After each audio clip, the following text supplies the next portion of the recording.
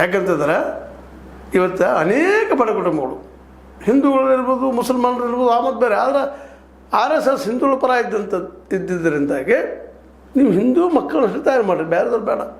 ಎಲ್ಲ ಜಾತಿ ಮಕ್ಕಳು ಫ್ರೀ ಕಲಿಯುವಂಥ ವ್ಯವಸ್ಥೆ ನಿಮ್ಮಲ್ಲಿ ಮಾಡೋ ಶಕ್ತಿ ಅದ. ದುಡ್ಡು ಸಾಕಷ್ಟು ಕೂಡಿರ್ತದೆ, ಕೂಡಿದೆ. ಅದು ಎಲ್ಲೂ ಹೋಗಿಂದಲೂ ಈ ದಿಶೆಯಲ್ಲಿ ಯಾಕಾಗಬಾರ್ದು ಅಂತ ಪ್ರಶ್ನೆ ಮಾಡಿದ್ರು. ಇವತ್ತು ಖರ್ಗೆ ಅವರು ನೋಂದಣಿ ಕೇಳ್ತಾ ಇದ್ದಾರೆ. ಬ್ಯಾನ್ ಮಾಡೋ ವಿಚಾರ ಅವ್ರಿಗಿಲ್ಲ. ನಿಮ್ಮ ಲೆಕ್ಕಪತ್ರ ಕೊಡ್ರಿ, ಕ್ಲಾರಿಟಿ ಕೊಡ್ರಿ, ಪಾರದರ್ಶಕವಾಗಿ ತೋರಿಸ್ರಿ ಅನ್ನೋದಂತೇಳಿ. ಇವತ್ತು ಅದನ್ನು ಅನಗತ್ಯ ವಿರೋಧ ಮಾಡೋದ್ರಲ್ಲೇ ಬಹಳ ಕಷ್ಟ. ಎಲ್ಲ ನಮ್ಮದು ಸಂಘ ಸಂದಪುರದಲ್ಲಿ ಹುಡ್ಕೊಂಡು ಬಂದಿದ್ದು ಯಾರೂ ಕೇಳಿಲ್ಲ. ಈಗ ನೀವು ಕೇಳಿ ನಮ್ದು ಬೆಳೀತದೆ, ಬೆಳೀರಿ. ಯಾರು ತಕ್ಕರ ಬೆಳೀಲ್ಲ, ಅದು ಯಾರು ಬೆಳಿಬಾರ್ದು ಅಂದಿಲ್ಲ.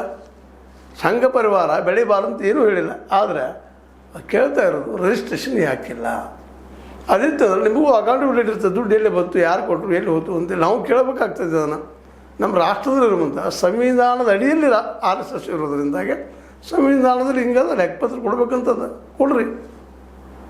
ಇದೊಂದು ರೀತಿಯಿಂದ ಇವತ್ತು ಕಾಂಗ್ರೆಸ್ ಇದ್ದಿದ್ದು ಹೊಸ ನಡೆಯನ್ನು ಹುಡುಕ್ಲಿಕ್ಕತ್ತದ ಅಂತ ಇವತ್ತು ಅನಿವಾರ್ಯದ. ಕಾಂಗ್ರೆಸ್ಸಲ್ಲಿ ಬೆಳಿಬೇಕಾಗಿತ್ತು ಅಂದರೆ RSS ವಿರೋಧವಾಗಿ ನಿಲ್ಲಲೇಬೇಕು, ಎದುರಿಸಲೇಬೇಕು, ಹೋರಾಟ ಮಾಡಲೇಬೇಕು. ಆದರೆ ಬ್ಯಾನ್ ಮಾಡೋದ್ರಿಂದ, ಟೀಕಾ ಮಾಡೋದ್ರಿಂದ, ಮತ್ತೊಂದು ಮಾಡೋದ್ರಿಂದ ಬೆಳೆದಿಲ್ಲಂತೂ ಗೊತ್ತದ ಅವ್ರಿಗೆ. ಇವತ್ತು ನೋಡ್ರಿ, ಮೋದಿ ಅವರು ಒಬ್ಬ ಲೀಡರ್ ಆದ ಕಾರಣ ಕಾಂಗ್ರೆಸ್ಗಳನ್ನು ಟೀಕಾ ಮಾಡಿದ್ರು. ಮೌತ್ ಕಾ ಸೌದಾಗರ್ ಹಾಗೆ ಹೀಗೆ ಟೀಕಾ ಮಾಡಿದಕ್ಕಾಗಿ ಅದು ಕಾರಣ ಆಯ್ತು ಅವ್ರು ಬೆಳೆಯೋದಕ್ಕೆ. ಹಂಗೆ ಇವತ್ತು RSS ಟೀಕಾ ಮಾಡೋದ್ರಿಂದ ಬೆಳೀತದೆ ಅದು. ಅದಕ್ಕೀಗ ಹಿಂದೂಗಳಿಗೆ ಕೇಳ್ತಾ ಇದ್ದಾರೆ, ಅಡ್ಡಿ ಇಲ್ಲರಪ್ಪ, ನೀವು ಹಿಂದೂಗಳನ್ನ ಉದ್ಧಾರ ಮಾಡಿರಿ, ಮತ್ತೇನು ಮಾಡಿರಿ, ಅವ್ರ ಸಲುವಾಗಿ ಇರ್ರಿ. ಆದರೆ ಕ್ಲಾರಿಟಿ ಇರಲಿ, ಅದ್ರ ನೋಂದಣಿ ಯಾಕೆ ಮಾಡಿಲ್ಲ, ಅದು ಮಾಡಿಸ್ರಿ. ಅದು ಇವತ್ತು ಸರ್ಕಾರ ಕೇಳಿಗತ್ತದ ಅಂತ ಹೇಳ್ತಾ ಇದ್ದಾರೆ. ಅವರು ಭಾಳ ಚೆನ್ನಾಗಿ ಉತ್ತರ ಕೊಡ್ತಾ ಇದ್ದಾರೆ. ಇವತ್ತು ಇಡೀ ಕಾಂಗ್ರೆಸ್ ಅವ್ರ ವಿರುದ್ಧ ಈ ರೀತಿಯಾಗಿ ಇದಕ್ಕೆ ಉತ್ತರ ಕೊಡೋದು ಅಂದುಕೊಂಡಷ್ಟು ಸುಲಭ ಇಲ್ಲ.